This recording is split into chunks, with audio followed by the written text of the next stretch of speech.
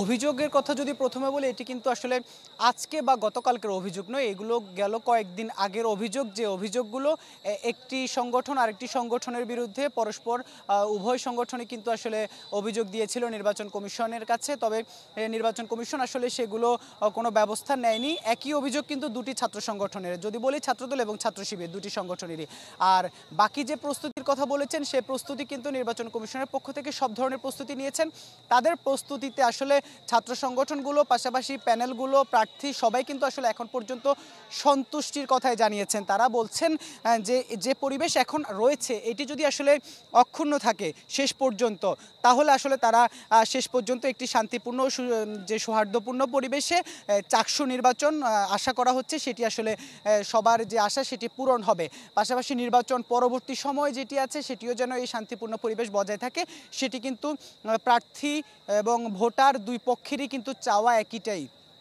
আমরা ভোটার এবং প্রার্থীর দুইয়ের মাঝে কিন্তু আমরা ব্যাপক উৎসাহ দেখছি, উদ্দীপনা দেখছি। কারণ দীর্ঘ সময় আসলে ভোট দিতে না পারার যে একটি আক্ষেপ, সেটি কিন্তু আসলে বিশ্ববিদ্যালয় শিক্ষার্থীদের রয়েছে। কারণ এখানে এমনও শিক্ষার্থী রয়েছে যারা কিন্তু আসলে বিভিন্ন সময়, অর্থাৎ একটি বয়স পার করে এসেছেন, তারা আসলে এখন পর্যন্ত ভোট কেন্দ্রে যেতে পারেননি। সেই জায়গায় তাদের যে পছন্দের প্রতিষ্ঠান, তাদের যে ক্যাম্পাস, সেই জায়গায় তারা ভোট দিবেন, এই যে বাড়তি আনন্দ, সেটি কিন্তু তাদের মাঝে আমরা দেখছি।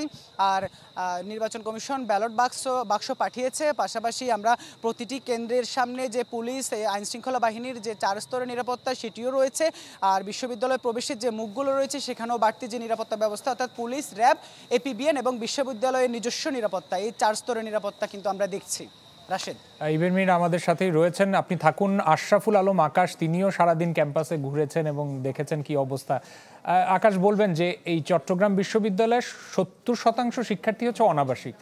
খুব স্বাভাবিকভাবেই কয়েক ঘন্টা পেরোলেই এত বছর অপেক্ষা করছেন তারা এই নির্বাচনের জন্য। জানাবেন যে সারাদিনে ক্যাম্পাস ঘুরে কি দেখেছেন, যে যারা ভোটার শিক্ষার্থী তারা কি বলেছেন, যে তারা সার্বিকভাবে সন্তুষ্ট কিনা, বিশেষ করে নিরাপত্তা নিয়েও যদি একটা জানার জায়গা থাকে, যে তারা নিরাপত্তা ব্যবস্থা নিয়েও সন্তুষ্টি প্রকাশ করেছেন কিনা আপনার কাছে। রাশেদ, প্রথমে আপনি যে কথাটি বলছিলেন যে 70% যে শিক্ষার্থী অনাবাসিক, এটি কিন্তু দীর্ঘদিনের একটি ক্ষোভ বলা যায় শিক্ষার্থীদের মধ্যে। কারণ চট্টগ্রাম বিশ্ববিদ্যালয়ের চারপাশ কিন্তু সবুজে ঘেরা, এখানে অনেক সম্ভাবনা থাকার পরেও কিন্তু অনেক কিছু বাস্তবায়ন করা সম্ভব হয়নি। আর বেশিরভাগ শিক্ষার্থী কিন্তু সেই শহর থেকে একদম হাটাজারির এই যে অঞ্চল, এখানে কিন্তু গাড়ি যোগে আর ট্রেনে করেই কিন্তু এখানে মূলত আসতে হয়। বিশ্ববিদ্যালয়ের যে শাটল ট্রেন, সেটিও কিন্তু সবার কপালে সবসময় জোটে না।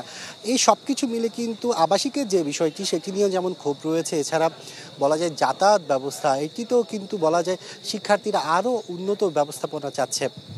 সব মিলে 36 বছর পর যে নির্বাচন, এখন ছাত্রদের অধিকার আদায়ের জন্য যে কথাগুলো আসলে উঠে আসছে, সে কথার জন্য বিভিন্ন প্রার্থীরা প্রতিশ্রুতি দিচ্ছেন। তারা যে শিক্ষার্থীদের যে দাবি দেওয়া, সেগুলো পূরণের ব্যাপারে সংশ্লিষ্ট মহলে যে ধরনের কথা বলার দরকার, সেগুলো বলবে এবং আশ্বস্ত করছেন। আর শিক্ষার্থীরাও বলছেন যে এইবার যেহেতু নির্বাচনটি হচ্ছে, তো এই নির্বাচনের মাধ্যমে যেন একটি গঠনমূলক যেন এই নির্বাচনটি হয়। এছাড়া যারা নেতৃত্বে উঠে আসবেন, তারা যেন শিক্ষার্থীদের হয়ে কাজ করেন, এমনটি প্রত্যাশা তারা রেখেছেন। আর এখন পর্যন্ত আমরা যা দেখেছি, সার্বিক যে পরিস্থিতি নির্বাচনের, সেটি কিন্তু সবকিছুই সুষ্ঠু রয়েছে। আগামীকাল সকাল 9টা থেকে বিকেল 4টা পর্যন্ত ভোট গ্রহণের সময় নির্ধারণ করা হয়েছে। প্রত্যেকটি কেন্দ্রে কিন্তু ব্যালট বক্স ইতিমধ্যে চলে গেছে। আর আইন শৃঙ্খলা পরিস্থিতিও বলা যায় এখন পর্যন্ত স্থিতিশীল রয়েছে। এছাড়া আগামীকালকের জন্য বলা যায় 4 স্তরের নিরাপত্তা ব্যবস্থা কিন্তু নিশ্চিত করা হয়েছে। আর যদি বলে রাখি, এই যে হল সংসদ নির্বাচন, এখানে কিন্তু এখন পর্যন্ত ভিপি পদে 24 জন প্রার্থী কিন্তু প্রতিদ্বন্দ্বিতা করছেন, আর 13টি প্যানেল রয়েছে।